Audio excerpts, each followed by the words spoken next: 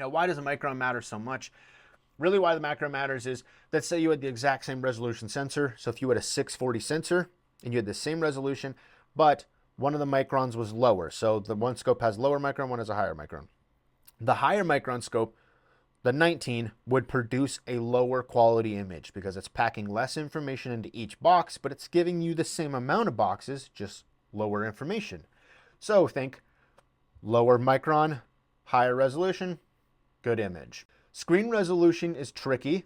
I want to talk about now. We've talked about micron.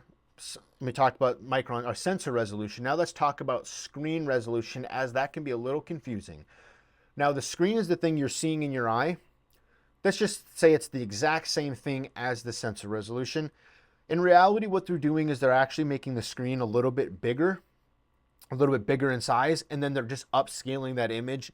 Reason being is a 640 by 480 screen would have awful quality, and they would usually just end up having to go up to a 10, I think it's a 1024. And the reason being is a 1024 is a 4.3 ratio, so it's the exact same screen. So that sensor sends that image in, and that image is able to spit out the exact same box size instead of having to scale it.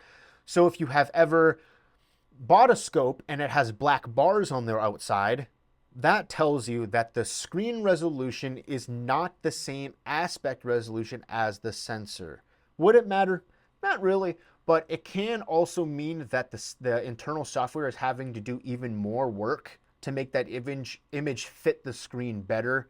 Just a little caveat to think about. Now, it's not ever really mentioned. It's never really mentioned on the websites. Sometimes you have to dig in the specs to try to figure it out.